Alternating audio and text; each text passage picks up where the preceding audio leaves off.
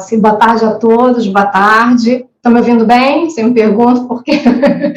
Esse input é necessário, mas enfim.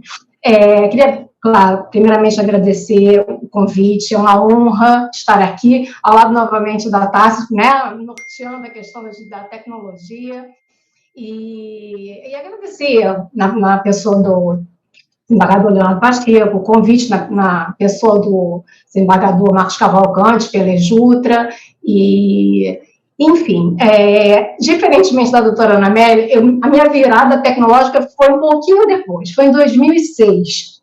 Por quê? Porque eu vivenciando aqueles processos físicos que eu tanto amava, colocando post-its, amarelinho, azul e tudo, para diferenciar a petição inicial, contestação, prova produzida, eu vivenciei aquele universo do PJE, né, que não funcionava, e a realidade estava posta, né, a verdade é essa. O que eu fiz? Eu, como professora, eu sempre tenho essa postura, eu busco aprender para ensinar, porque assim nós conseguimos, né, evoluir. E foi o que eu fiz na época, né, me formei em PJE, lá pelos idos de 2006, no CSJT, enfim, na MAT, me tornei formadora em ensino à distância em PJE para formar juízes, né, em PJE, para a questão dos paradigmas do novo processo e tudo mais. E depois disso, realmente, me encantei e sou uma entusiasta tecnológica, todo mundo sabe disso, né, de tudo, né, provas digitais, audiências telepresenciais, audiências virtuais, e inteligência artificial. Mas, nesse caso particular, eu não vou responder assim, de cara, de plano, né, se a inteligência artificial é uma heroína ou vilã, né, que é nosso tema aqui. Eu vou trazer mais ponderações, mais contextualizações, mais perquisições, para que, ao final, cada um chegue às suas próprias conclusões, tá? Então, vamos lá, vou tentar também compartilhar a tela, como a doutora Ana, né? A gente tem essa primeira dificuldade no Zoom, ainda que acostumadas com isso, às vezes aparecem outras questões que não devem aparecer, mas vamos tentar aqui. Até porque eu trabalho com 3 telas, todo mundo sabe disso. Então, às vezes, pode aparecer algo que não é pertinente, desconsiderem, por favor. Vamos lá.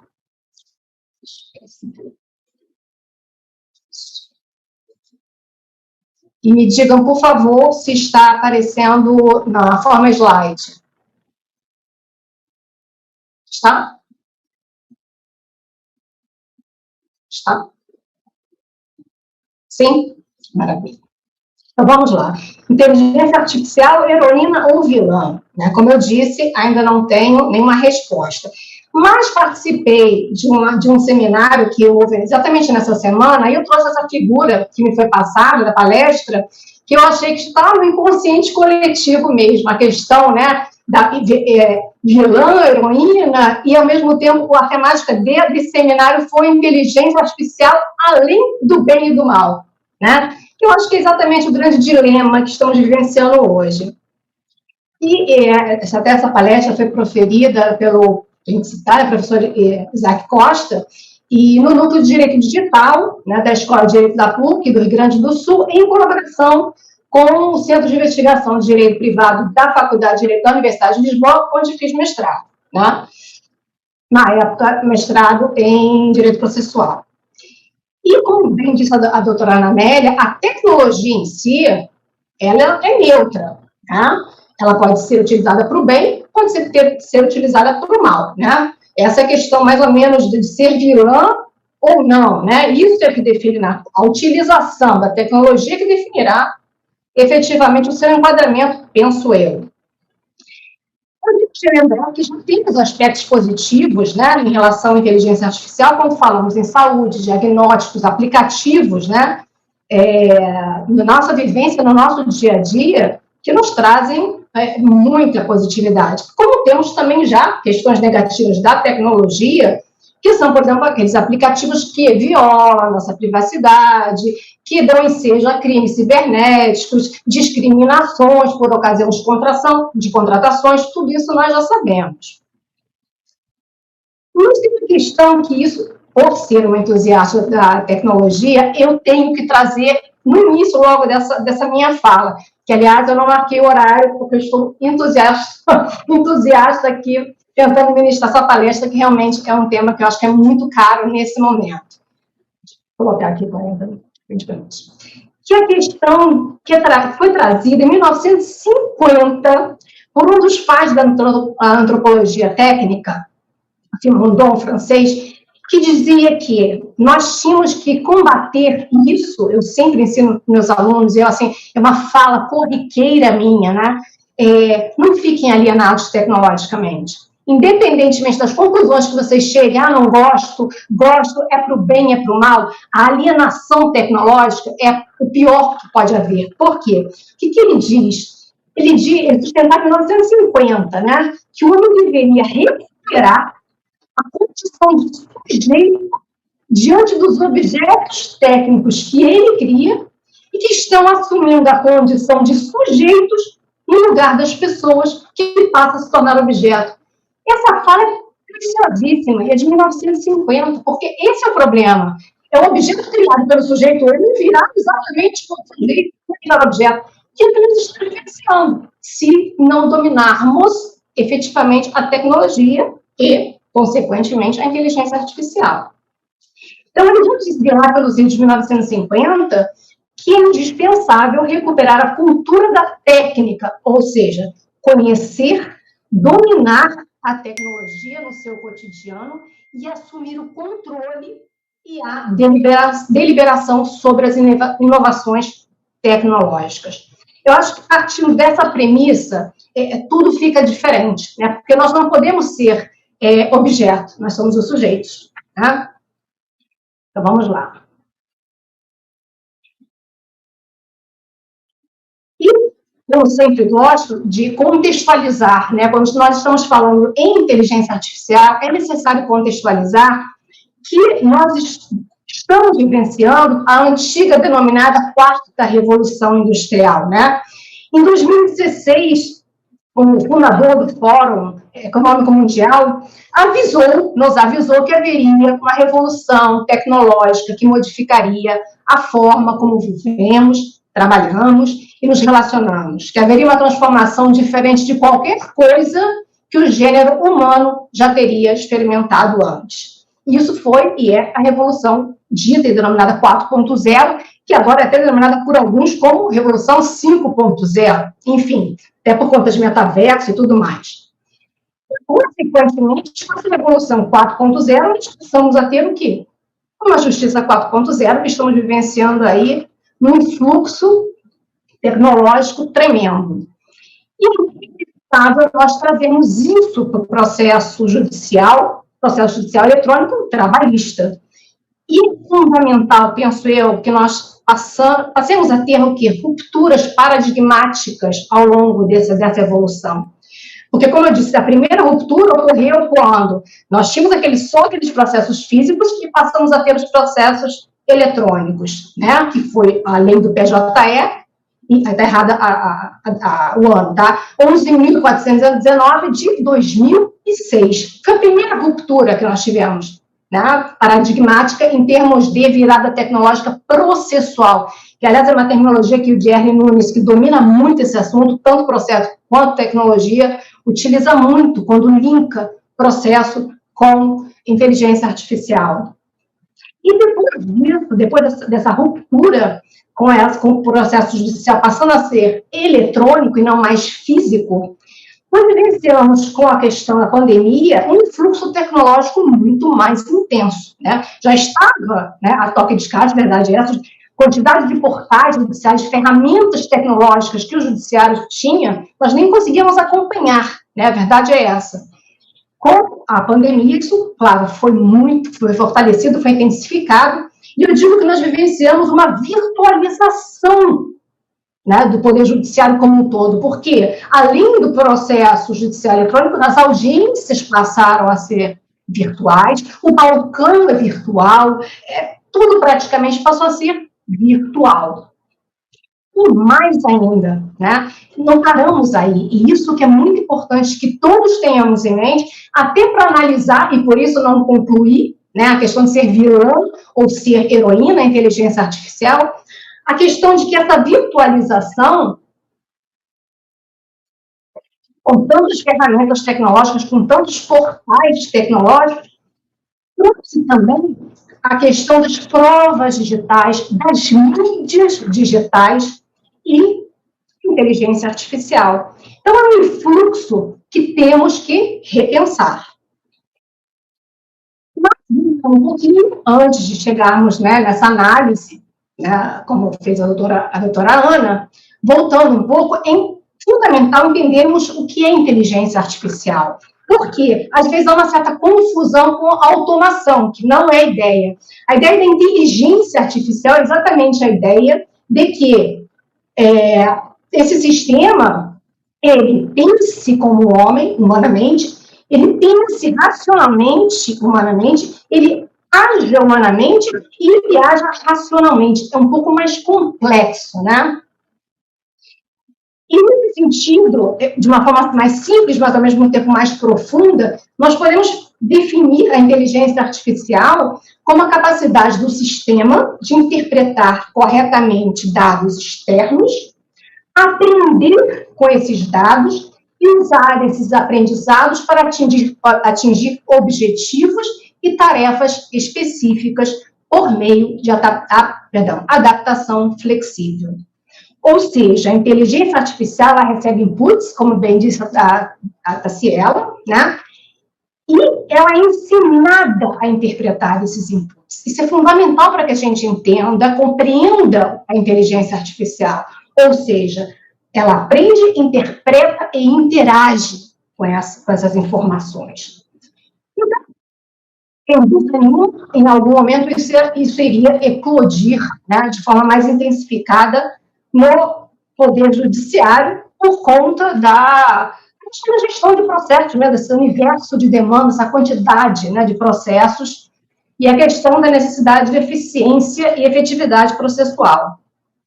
O último estudo que houve, né, do Centro de Pesquisa, Centro de Inovação, e Administração e Pesquisa do Judiciário, em paralelo com a FGV, verificou o quê? Que 59 cortes, né, tinham 64 projetos reais de inteligência artificial. Foi um crivo que foi feito porque muitos projetos eram inseridos, né, ou nominados como inteligência artificial, quando, na verdade, eram uma mera automação, né?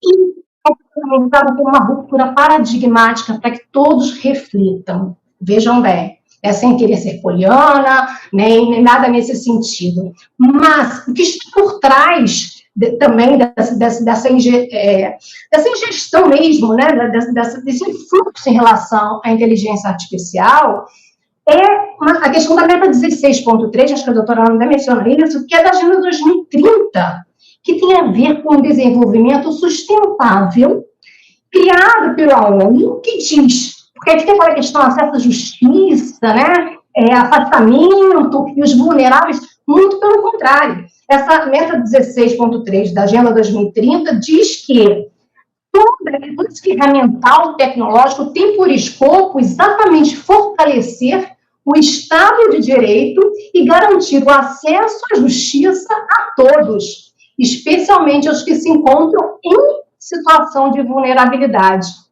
E aí temos a meta 9 do CNJ atrelada a isso tudo, que diz que deve se integrar a essa Agenda 2030 ao Poder Judiciário, STJ, Justiça Estadual, Justiça Federal, Justiça do Trabalho e Justiça Militar da União e dos Estados.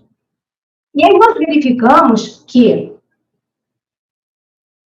dentro desse crivo desse estudo, de que efetivamente há 64 projetos de IA em implementação, em termos de STF e CNJ, nós verificamos que temos o conhecido projeto Victor, né? Temos a plataforma Sinapse, que eu vou mencionar aqui. Em termos de STJ, temos o ACT, Sócrates, EJURES, o TUA, TST, como a doutora Ana Amélia disse, o BEM-TV, conhecido nosso, TJs e TRFs com incontáveis, né, projetos ou em tramitação, ou em fase de homologação, ou em fase de aprovação. Né? Eu só não tenho como trazer todos, não existe esse estudo, tem vários, né? mas eu gosto de citar, e coloquei no slide aqui, nos TJs e TRFs, o LEIA, porque ele diz respeito à questão dos precedentes, que é uma coisa, é uma matéria que já me encanta um pouco mais. Nós debatemos isso, Taciela e eu com a professora Roberta Fermi, em relação à tese de doutorado dela, né, que foi excelente, que é exatamente a questão dos precedentes e inteligência artificial. Então, já temos projetos em tramitação de inteligência artificial em todos esses, TJs e TRFs, mas, voltando à questão, da plataforma Sinapses, né? Ela é utilizada, como a doutora Ana Amélia bem disse, para que todos esses projetos fiquem ali, né? É uma plataforma nacional de armazenamento de todos esses projetos, onde há supervisionamento, controle, distribuição, gestão, responsabilidade, e é atrelada ao CNJ. Não vou mencionar mais isso, a doutora Ana já mencionou, mas em termos de justiça do trabalho, é importante porque me recordo que quando eu disse que iria palestrar para alguns alunos, assim, mas tem alguma coisa nos TRTs, algo nesse sentido? Isso não é muito moderno, não? Eu digo, não é, né? Então, vamos lá. Em termos de, só mencionando exemplificativamente, né? Claro, TRT1, nosso foco aqui, nós temos o projeto IA e Eficiência, que consta nesse relatório, como eu disse, da FGV, né, enquadrado como tal. Temos o Opus, que eu vou mencionar agora, que estamos trabalhando, e aí talvez o motivo, né, do convite também para que eu palestre sobre o tema, porque faço parte do grupo de pesquisas de tecnologia e inovação de inteligência artificial desse projeto Opus aqui no TRT da primeira região, tá? E a TRT4 tem um projeto que já está, pelo que eu entendi, homologado, que é o de clusterização, e TRT 7, 11, 15 e 20 tem vários projetos em desenvolvimento, inúmeros. E o TRT 12 tem um projeto piloto. Tudo isso, porque o tempo realmente é curto falar desse tema em 20 minutos, né? É algo assim, realmente, como a doutora Ana disse, é quase que impossível, mas vamos tentar, pelo menos, trazer essas reflexões para os doutores. Elementos reflexivos gerais, que foi mais ou menos o que a doutora Ana trouxe, né? Que é o que é sempre trazido. A questão da ética, né? Que eu brinco, que controla o robô, né? A questão da regulamentação, como está regulamentado? Quanto está regulamentado? Benefícios e malefícios. Esses são elementos reflexivos gerais. Em termos de regulamentação, a doutora Ana Amélia também trouxe com maestria, só vou mencionar novamente a passão, para quem talvez não tenha assistido o início da palestra dela. Temos o projeto de lei 21, que está no Senado, como ela bem disse, temos outros projetos de lei. Temos em termos de resolução do CNJ, a resolução 395 de 21, tá? Que cuida da política de gestão de inovação no âmbito do Poder Judiciário, que nos considerando, traz a questão do princípio da eficiência do Poder Judiciário previsto na Constituição. Temos a resolução 331 de 2020, que institui a Base Nacional de Dados do Poder Judiciário, DataJude, e temos a resolução do CNJ 332 de 2020, que dispõe exatamente sobre a ética, a transparência e a governança na produção e no uso da inteligência artificial no Poder Judiciário como um todo. Eu trago as minhas perquisições pessoais, porque essas, né, que eu trouxe antes são perquisições gerais, né? As minhas grandes questões para responder a indagação do tema, né, heroína ou vilã, na verdade são três, né, com um guarda-chuva enorme em cada uma delas, mas vou tentar resumir. A primeira questão é a questão da adequação à LGPD, que é trazida, né, tanto no projeto de lei, como nas resoluções, nos atos, nós temos todos, né, todas as normativas trazem que há de haver atenção e cuidado e respeito à LGPD.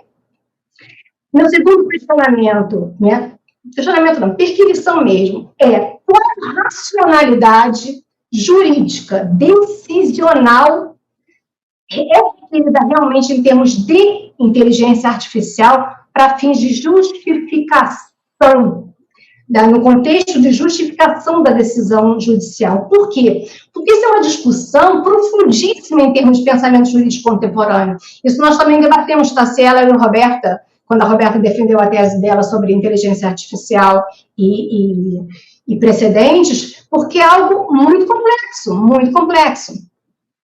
E 3, outra definição, como adequar a inteligência artificial agora, porque em todos os projetos que eu vislumbrei e li, nós ainda não houve esse debruçar, assistir palestras de alguns juízes que já mencionaram que temos que ter muito cuidado já com isso, mas ainda não vi isso no papel, que é como adequar a inteligência artificial com as mídias digitais e as provas digitais, mormente as criptografadas, que são as mais fidedignas. Foi a palestra, excelente palestras da colega Renata, da professora Valéria Ribeiro, com a intervenção da Mônica Brandão, que domina as provas digitais. Nós estamos vivenciando agora uma situação de mídias digitais e provas digitais como nunca. Como adequar isso à inteligência artificial? Então, primeiro, em relação à adequação à LGPD. Aqui, como eu disse, o projeto Opus é o projeto de modelo de IA aqui do TRT da primeira região, que estamos trabalhando, que é para fins de identificação automática de processos sem trâmites na Justiça do Trabalho no sistema PJE, cujo tema esteja sobrestado por determinação de órgão superior.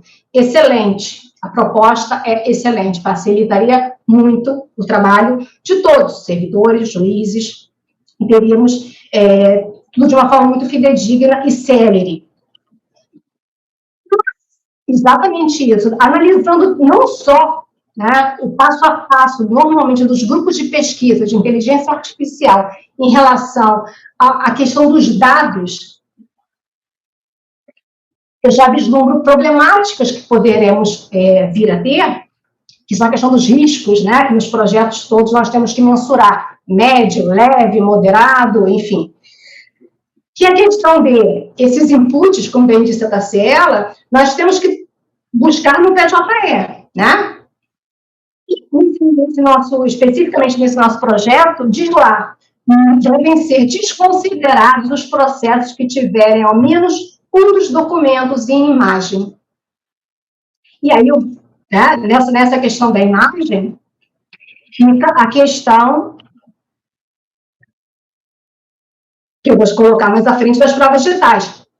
Mas, ainda nessa questão dos dados que temos que buscar, nós teremos dados nós teremos acesso a todos esses dados, Podemos ter acesso a todos esses dados, é possível ter, primeiro se podemos, depois se é possível, Por quê? Também vou mostrar por quê.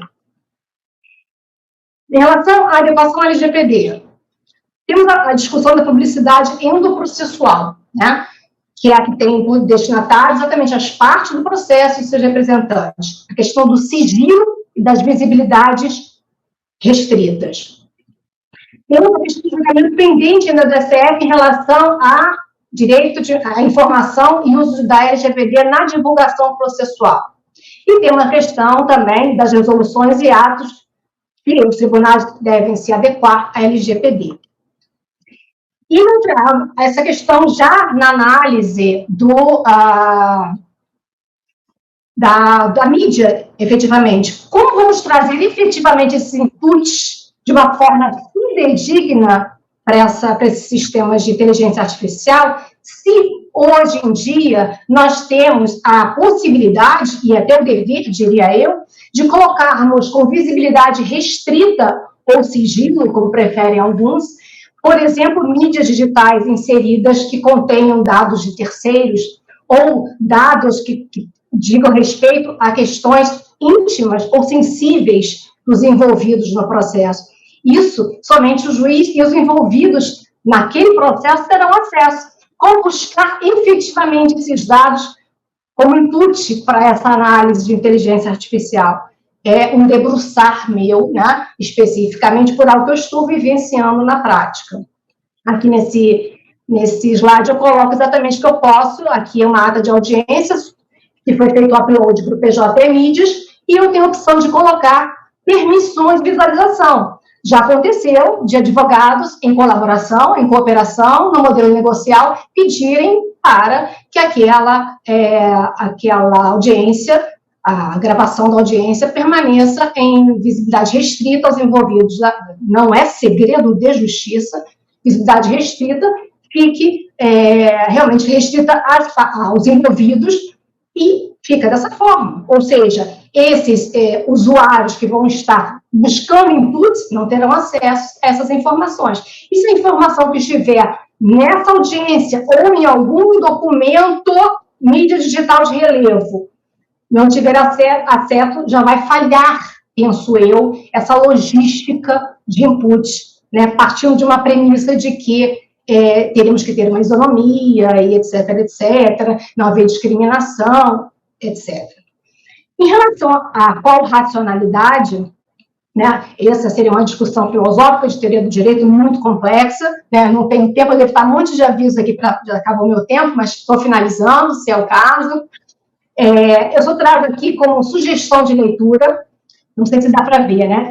É um livro, tem o e-book dele também, que é Racionalidade do Direito, Inteligência Artificial e Precedentes, né? Que é um estudo, são 3, na verdade, né? 3 volumes, mas esse é especificamente sobre racionalidade no direito, inteligência artificial e precedentes, que analisa exatamente a racionalidade do juiz, né? E como seria isso, né? Esse aprendizado, né, pela máquina.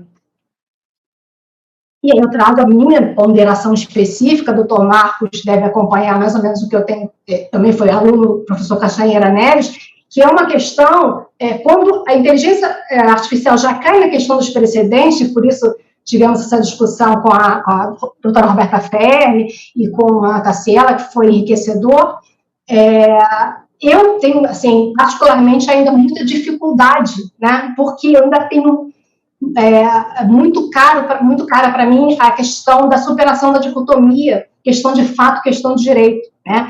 Como você simplesmente extrai uma linguagem jurídica, de uma terminologia que está numa petição inicial, por exemplo, quando é na faticidade, é na concretude, é no caso concreto que se extrai efetivamente a juridicidade, tá? Então, eu tenho particularmente esse problema, essa perquisição mais específica em termos de IA e precedente, o que está me fazendo estudar mais ainda e sofrer mais ainda, porque tenho que me aprofundar mais em inteligência artificial e mais ainda em teoria da decisão. E por fim, a terceira perquisição é como adequar a inteligência artificial com as mídias digitais e as provas digitais, como eu disse, né? Nós sabemos que o aprendizado, o machine learning, como a Tassiela mencionou, pode ser um aprendizado supervisionado, um aprendizado não supervisionado e um processamento de linguagem natural que é o mais adaptável ao judiciário, digamos assim. E aí, foi mais ou menos o que eu quis mencionar, e eu trago essa questão para muita ponderação, inclusive para os técnicos que eventualmente estejam nos ouvindo ou passem a nos ouvir. Como trazer esses inputs, essa extração de dados, quando hoje, corriqueiramente nos processos, nós temos QR Codes, print de tela, áudios, vídeos, todos inseridos ou no PJ Mídias, ou no corpo das petições, no próprio corpo das petições do processo, ou no próprio PJE, como é aqui no TRT1. Né? Então, assim, vai virar um link que de repente não vai ter nem visibilidade, porque vai ser uma visibilidade restrita, isso vai ser excluído, né, dessa sequência de inputs necessária para uma ferramenta específica ser tida como certa, isonômica, com todos os parâmetros aptos a ser homologada. Eu tenho muitas dúvidas, anseios e também busco respostas, né? Dentro dessa evolução que eu disse no processo judicial. Então, eu termino sem resposta, né? Diferentemente da doutora Ana Amélia, que vê a inteligência artificial como heroína, eu ainda não sei, eu acho que em muitos segmentos de gestão de processo, sim, mas não vou generalizar exatamente por conta dessas minhas 3 perfilições, né? Mas, de qualquer sorte, termino com a grande questão que eu mencionei. O que não podemos fazer é nos tornarmos alienados tecnológicos. Nós temos que dominar a tecnologia exatamente para alimentá-la da melhor forma. Não sermos objeto, e sim sujeitos. Tá? Então, deixem aberto exatamente para os colegas, para os servidores, para os participantes chegar a essas próprias conclusões. E é basicamente isso. Se quiser, tem um QR Code aqui, quiser tirar dúvidas de alguma informação especificamente comigo depois, não tem problema, isso daí cai direto nos meus dados e minhas coisas. É isso, muito obrigada, foi um prazer enorme, a gente tem que correr muito, eu gostaria de poder falar mais, já acho que eu passei até do tempo, eu até nem estou olhando aqui muito o chat, porque eu sei que cortam, o Fábio já apareceu desesperado, então estou finalizando aqui, agradecendo muito a oportunidade.